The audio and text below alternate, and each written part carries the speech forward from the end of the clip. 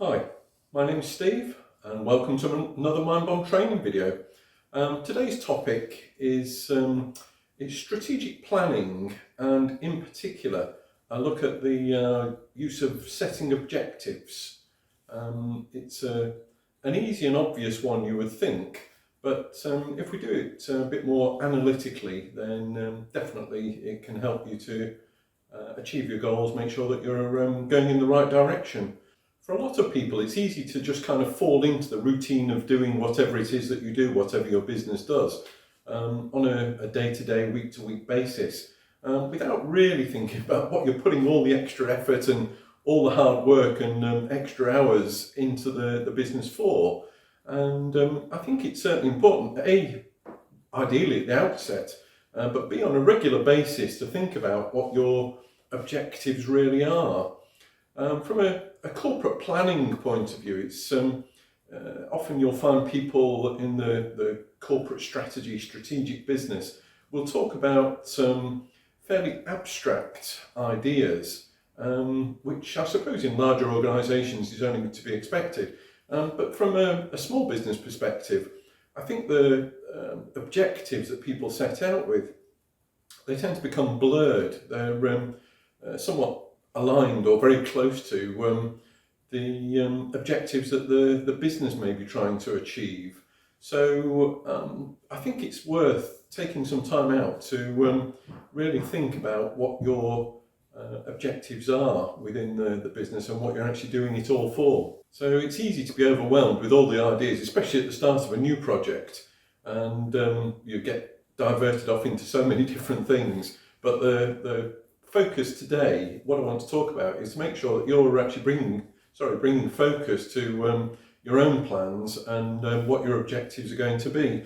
So first and foremost, if you start thinking about why you want to set objectives, well, for a number of reasons, but one is the idea that you can set milestones, so that you can set the path, you know more about how you're actually going to get to your ultimate goal. And you can set those milestone markers along the way, so it can be broken down into bite-sized chunks. And I think that's important to make sure that you're heading in the right direction, but also marking the steps that you're making along the way as you progress. With the milestone idea, it's important to make sure that if you can mark it, then we know that we can achieve it. I'll come back to the idea in a while, but people talk about SMART objectives, so they've got to be measurable and achievable, and that's a good way of looking at the milestone marker idea along the path that you're actually trying to move. The second point is why you would want to do it. To record it, I think it's important to make sure at the outset that you're recording these things. Psychologists have actually proved it is a very useful motivational tool to be able to just get all the objectives out there and get it written down, and once you actually record it, somehow it becomes real in your own mind, and it's much easier to focus on those things once you've started with the first step.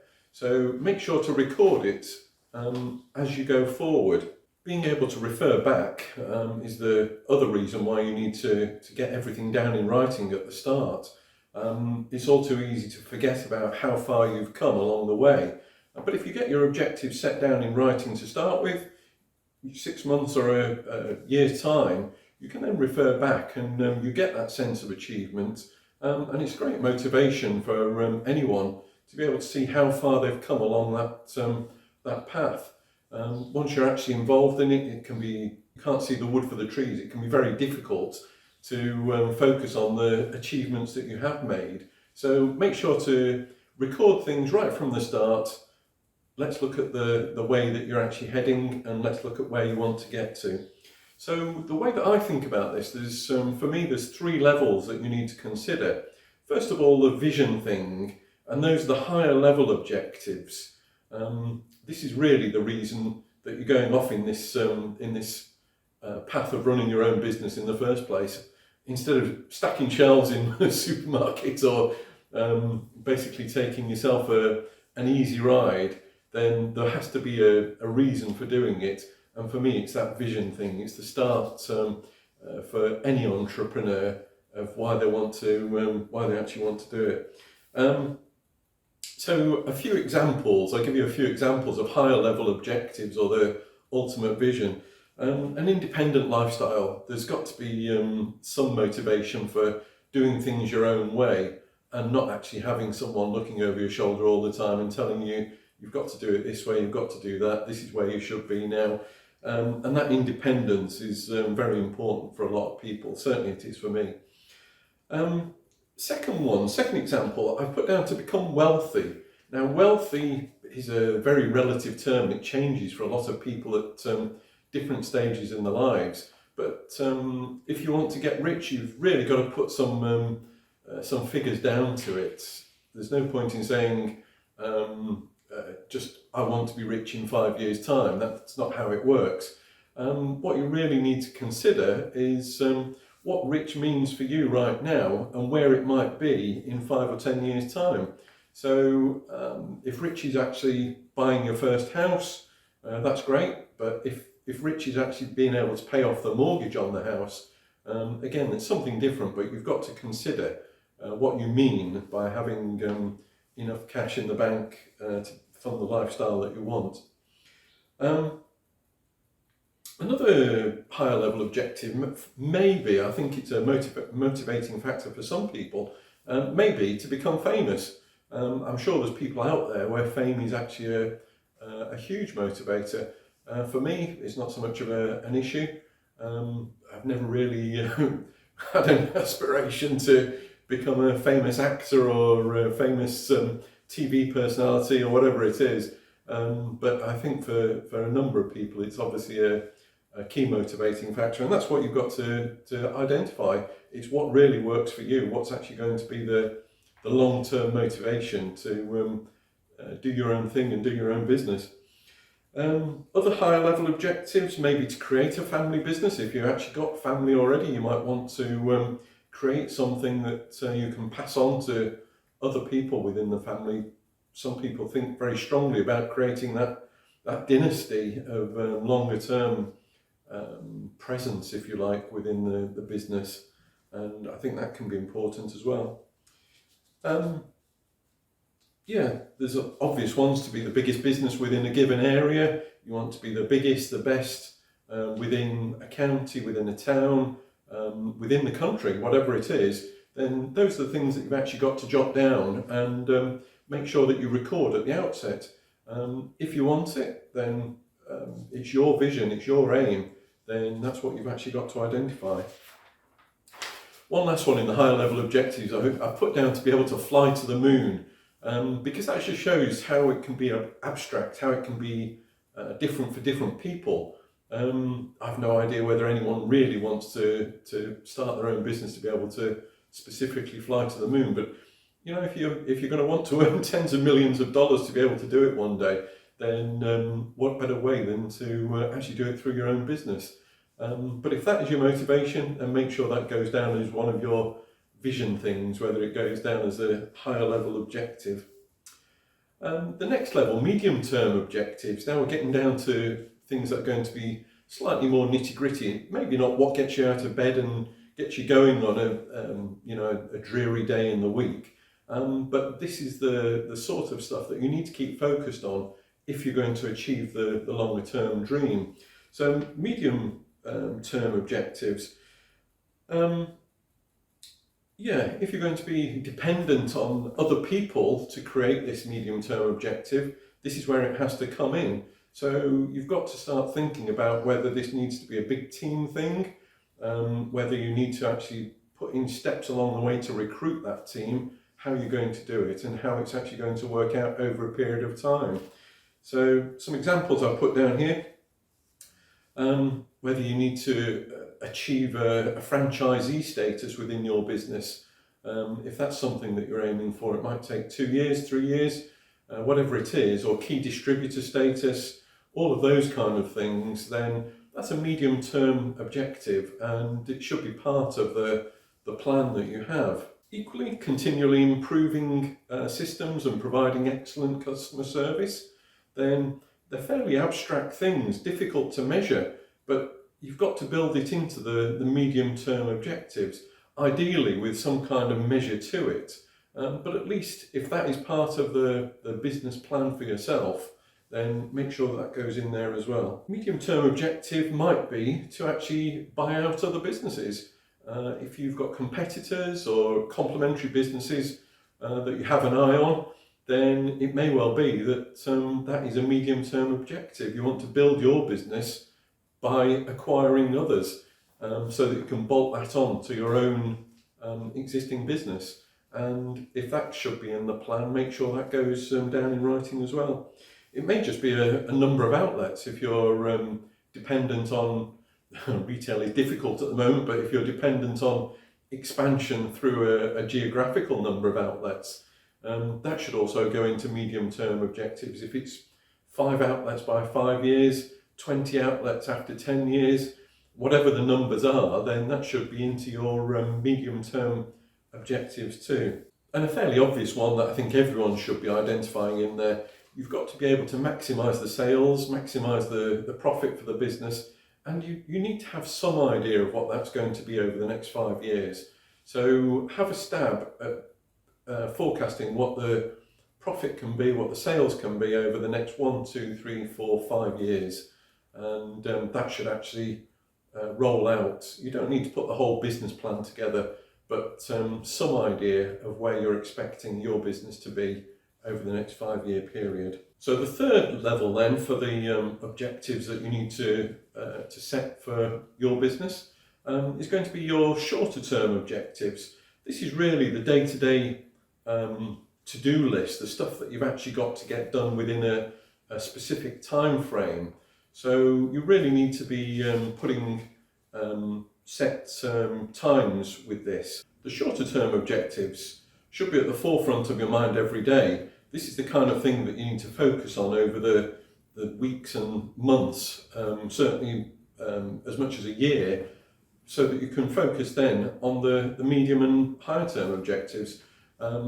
Really, you've got to break it down into 3 sections so that you've then got the shorter term covered as well, that move you towards the other goals that you've already set.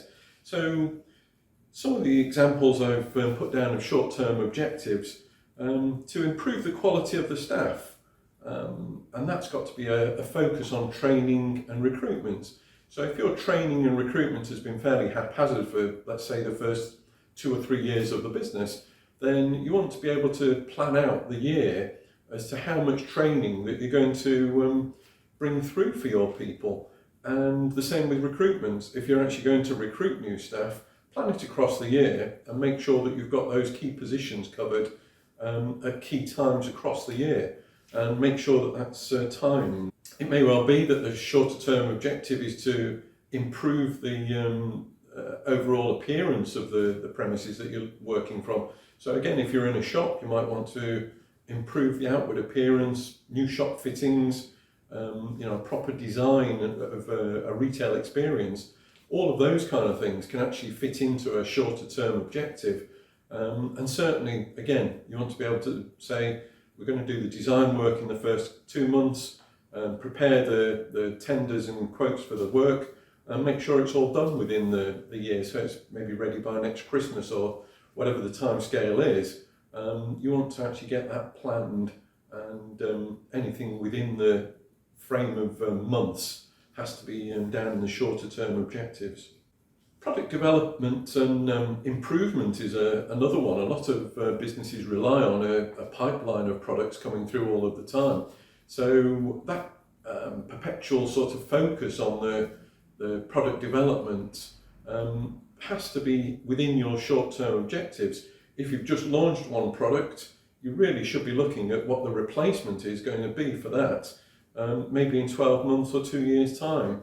So that rolling program of product development and improvement should definitely go in the short-term objectives, and that way you're not totally reliant on one product that may soon become outdated or outmoded. And one last one, again, to put some targets on this and make it more measurable. It can be a customer focus. So whatever your business is, you should actually pick the number that you're going to add for new customers within the next month or the next 6 months or the next year. So whether that's 10 customers a month or 50 customers a month, totally depends on the type of business that you're running. But again, put that into the shorter term objectives, because that will feed through, bring through the sales that you're talking about for the medium term that you've already set yourself. So make sure that the thing flows through from one to the other of the objectives to set in the first place. So the examples I've given of setting the specific objectives within the different timeframes are going to be very personal to you. It depends really on your own circumstances, your background, maybe your experience within the business. All of those things will feed into the plan, but it's got to be your plan. You must be able to actually set the objectives yourself, and it's got to be relevant to you. There's no point in going outside and looking for other people's objectives. At the end of the day, you're not going to see that as a motivating factor. So what you've got to do is make sure that they're your objectives and take ownership about them in the first place. As I mentioned at the start of this, it's really important to get this down in writing. I can't stress enough really the idea that you've got the objectives down at the different levels in writing to start you along the right path. You've got to be able to refer back to them, as I said earlier, but there's something psychological about making them real, and that's really important. I don't generally follow the crowd in most of the things that I do, and I'll make one exception in this. I think there's a useful acronym for objective setting, and you've probably seen it elsewhere if you're watching this video and I'm talking about the strategic planning and how to set objectives for your business. We're talking about SMART, meaning specific, measurable, achievable, relevant and timed. So those are the key points in setting the objectives, and certainly when you're getting into the shorter term ones, then it's definitely important to put timeframes to them. There's no point in being too airy-fairy about things and just letting it slide by. You've got to be able to hold those to a certain time frame. There is also one other point to do with those objectives, above and beyond the SMART acronym. Then for me, the one that's missing is delegation or ownership. Obviously, ultimate ownership is going to come back to yourself as the small business owner, but it may well be that you can delegate the whole of a particular objective, a particular task out to somebody else. And I think that's worth bearing in mind when you're setting your own objectives. Is there anything there that you can actually make sure to delegate to somebody else and run it alongside your own objectives for yourself? And I think that is important. The ownership is very much part of the objective setting. So keep it in mind if there's something that you can get somebody else, maybe within the organisation or even a third party owner for that particular task. It's very useful to be able to delegate some of those things. Obviously you can achieve that much more that way. Finally, more important than remembering the acronym SMART is the motivation to do it yourself. So you have to get focused on this. You need to take yourself a bit of time out. Focus, think about what you need to do. And how about starting with that today? If you send me your comments, in those comments, put down your key vision, your higher level objective, a couple of your medium level objectives, and then how you're actually going to get there, those short-term objectives. Why not send them into the comments and get rolling that way? Once you've got them in writing, it's much easier then to build on that for the future. So give it a go. I'd love to hear from you. Okay, thank you for watching today. Hope you've subscribed already, but if not, make sure to subscribe and click on the bell. And thank you very much. I'll see you next time.